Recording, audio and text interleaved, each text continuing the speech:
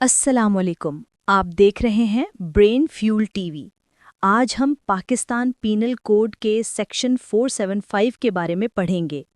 Pakistan penal code کا مطلب ہے کہ اگر کسی کے پاس ایسی چیزیں ملتی ہیں یا وہ بیچتا ہے جو سرکاری مہریں یعنی گورنمنٹ سٹیمپس کو جعلی بنانے کے لیے اسپیشلی بنائی گئی ہوں تو یہ جرم ہوتا ہے۔ آئیے اس کے بارے میں مزید پڑھتے ہیں۔ کبھی سوچا ہے کہ کاغذ کا ایک معمولی سا ٹکڑا جو دیکھنے میں بالکل اصلی لگتا ہو، وہ کسی کی زندگی کی سب سے بڑی ڈیل کو، کسی قانونی معاہدے کو ایک لمحے میں کالعدم کر سکتا ہے؟ آج ہم بات کریں گے پاکستان پینل کوڈ کے سیکشن 475 کی۔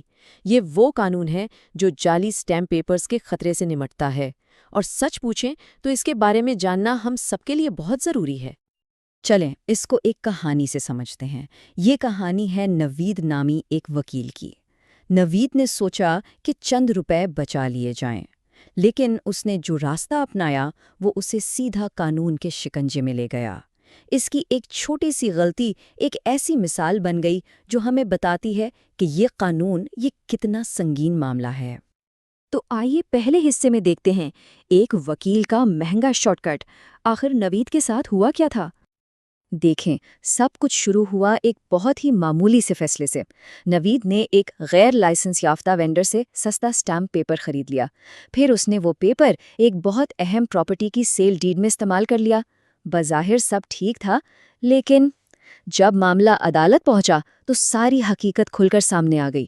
اس کاغذ میں نہ تو سرکاری سیکیورٹی تھریٹ تھے، نہ ہی کوئی واٹر مارک۔ یہ تو ایک نمبر کا جعلی کاغذ تھا، اور نتیجہ نوید پر سیدھا سیکشن 475 لگ گیا۔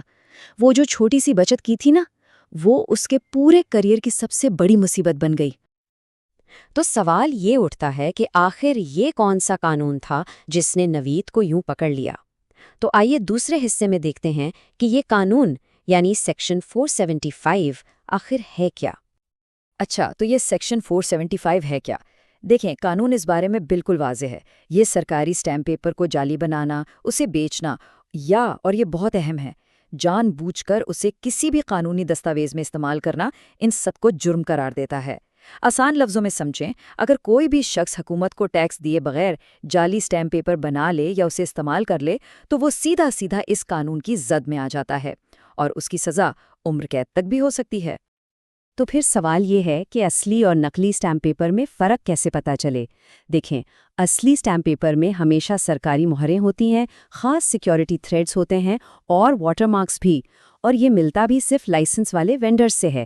دوسری طرف جو جعلی پیپر ہوتا ہے اس میں یہ سب کچھ غائب ہوتا ہے۔ نوید کے کیس میں بھی بالکل یہی ہوا۔ یہی وہ ثبوت تھے جنہوں نے اسے مجرم ثابت کر دیا۔ اب ایک اور سوال ذہن میں آتا ہے کہ آخر یہ قانون بنایا ہی کیوں کیا ہے؟ اس کا مقصد کیا ہے؟ دیکھیں، اس قانون کے پیچھے 3 بڑے مقاصد ہیں۔ سب سے پہلا تو ہے حکومت کے ریونیو کی حفاظت کرنا۔ دوسرا، اس بات کو یقینی بنانا کہ جتنی بھی قانونی دستاویزات ہیں وہ اصلی ہوں تاکہ لوگوں کی جائیدادیں اور معاہدے محفوظ رہیں۔ اور سب سے اہم تیسرا مقصد، قانونی نظام پر عوام کے اعتماد کو بحال رکھنا، کیونکہ بات صرف کاغذ کے ایک ٹکڑے کی نہیں ہے، یہ ہمارے پورے قانونی اور مالیاتی نظام کی بنیاد ہے۔ اسے سمجھنے کا ایک بڑا دلچسپ طریقہ ہے۔ یوں سمجھیں کہ یہ بالکل ویسا ہی ہے جیسے کوئی سنیما کی جعلی ٹکٹیں چھاپ رہا ہو، بس فرق صرف اتنا ہے کہ یہاں جو ایڈمیشن ہے وہ قانونی نظام میں ہوتا ہے، اور اس ایک جعلی ٹکٹ سے پورا کا پورا سسٹم خطرے میں پڑ جاتا ہے۔ اور ایک بہت اہم بات، یہ قانون صرف وکیلوں کے لیے نہیں ہے، یہ ہم سب پر لاگو ہوتا ہے۔ مثلاً کوئی یہ سوچے کہ چلو ایک عام سے رینٹ اگریمنٹ کے لیے گھر پر ہی سٹیمپ پیپر پرنٹ کر لیتے ہیں۔ نہیں، یہ سیدھی سیدھی قانون کی خلاف ورزی ہے۔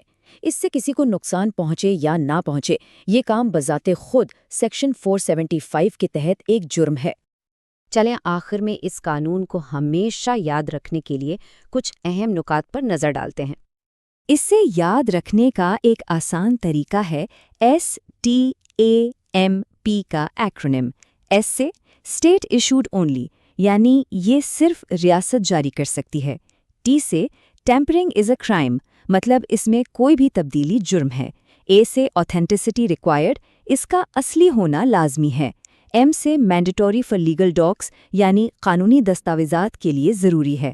اور پی سے پنشبل بائی لا، یعنی یہ قانون کے تحت قابل سزا ہے۔ دوسرا پوائنٹ، کوئی ہولوگرام نہیں تو کوئی قانونی حیثیت بھی نہیں۔ ہمیشہ یاد رکھیں، اصلیت کی پہچان اس کے سیکیورٹی فیچرز میں ہے۔ تیسرا نکتہ، اسے خریدیں، چھاپیں یا استعمال کریں، سب مجرم ہیں۔ یہ قانون دھوکہ دہی کی پوری چین کو پکڑتا ہے، بنانے والے سے لے کے استعمال کرنے والے تک۔ چوتھا، یہ یاد رکھیں کہ سیکشن 475 قانونی کاغذات کا باڈی گارڈ ہے، یہ پورے سسٹم کی حفاظت کرتا ہے۔ اور آخر میں ایک سوچنے والا سوال، کیا کاغذ کا ایک ٹکڑا، کیا وہ واقعی ایک کرمنل ریکارڈ کے قابل ہو سکتا ہے؟ یہ وہ سوال ہے جو نوید کی کہانی اور سیکشن 475 ہم سب کے لیے چھوڑ جاتا ہے۔